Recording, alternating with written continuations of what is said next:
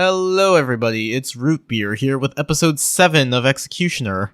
In this week's episode, we are introduced to objective best girl Manon Libelle, who has done absolutely nothing wrong. I can somehow already make this joke, despite the fact that we are in the first episode of a new arc thanks to the magic of adaptation. And I guess our main characters also did some stuff that's probably worth talking about.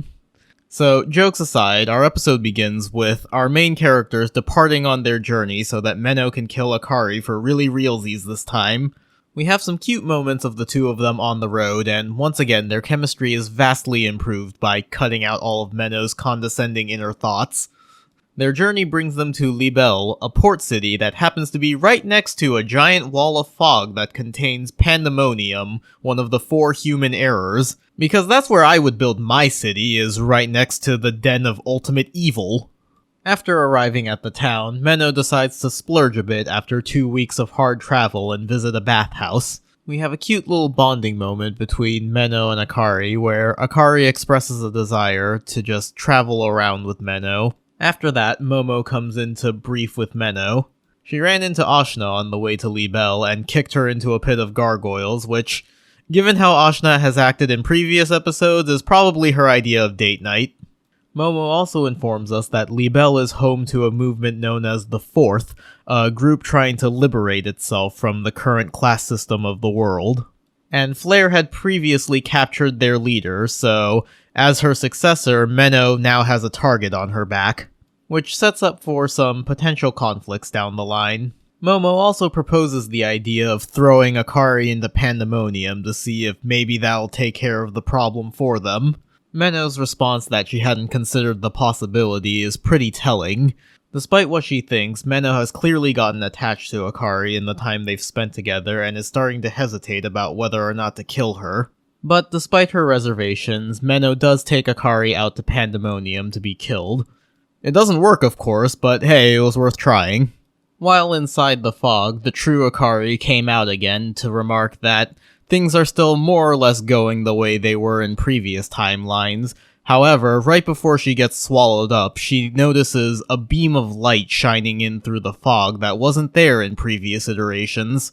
It's a fantasy story, something is 100% getting out of that fog.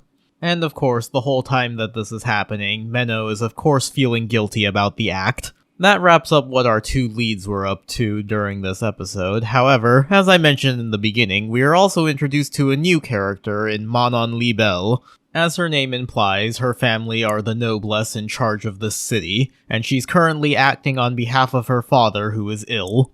The Fourth are all having a meeting to go and discuss what to do about Menno now that she's in town, and Manon could not give less of a shit what was happening. She's tired and hungry, but the revolution just has to have a meeting right now, even though they obviously don't give a shit about her opinions.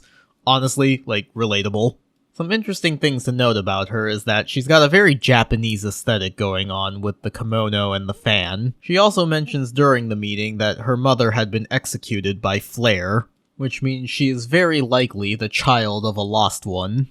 It's an interesting setup. It can answer the question of what would happen if a lost one had kids, but also gives Manon a very personal stake against Menno. Honestly, can't wait to see more of her. Our episode ends with Manon shoving a small child into an Iron Maiden, which, honestly, based. My first job was working at a summer camp. I legitimately hate children. You go, girl. That's going to be it for the main episode discussion. However, this week's episode actually had some pretty significant deviations from the novel, so I do want to talk about them. This is going to get into some pretty major endgame spoilers, so if you're not interested in that and you want to experience the whole thing fresh, I would advise clicking off now. If you're still here, I'm going to assume you've either read the novels or really don't care. So this episode opts to completely cut out the prologue of Volume 2 with Pandemonium. We see her chilling inside her prison of fog, having become bored after thousands of years of just non-stop killing her own creations, when all of a sudden a hole opens up in the fog that she can potentially escape from. So right away it becomes much more apparent that Pandemonium is going to be a big deal throughout this volume. While the novels can sort of get away with it by virtue of being words, you can kind of use clever descriptions to avoid exactly describing pandemonium. Anime is a visual medium, and that's not nearly as easy. If they had actually animated pandemonium at the beginning, most people would notice, oh hey, that little girl that Manon is hanging with is also the Satan child from the beginning. It'd have just given away the plot too quickly. That being said, I do think showing pandemonium early would have been a way to keep people's interest after the big game changer of the previous episode. Since this is mostly a transitional episode, I think having pandemonium at the beginning could have been a way to hook people in, like, ooh, something big is coming. The scene at the end with the Iron Maiden is also anime original, which I actually really liked. It helps to set up for something that's going to happen later down the line, but it's also just a good hook to keep people in. You know, we have a bit of a slower transition episode, people might be nodding off a bit, and then all of a sudden, BAM! Child murder. And it just makes Manon look more sinister, helps to build intrigue in her as a villain. And it'll pay off in the end when pandemonium is finally revealed. And the anime has also opted to move Menno's meeting with Cecilia to the next episode, it seems. So, if the chronology of the next episode remains faithful to the novel, it seems like what's going to happen is Menno's going to come back from pandemonium and get ambushed in the market, and then Manon turns them all into monsters when the attack fails. That moment in the novels was kind of a throwaway line, so I'm hoping that the anime pumps it up a bit more, makes it a bigger deal. So we should have this, like, big shock moment where people turn into monsters, and then Menno goes to the church and has things explained to her. It all should just flow better than it did in the novels, if the next episode plays out the way I expect it to. But for now, that's going to be it for this video. Thank you for watching, everybody. If you liked the video, please by all means do all of the things required to appease the almighty algorithm.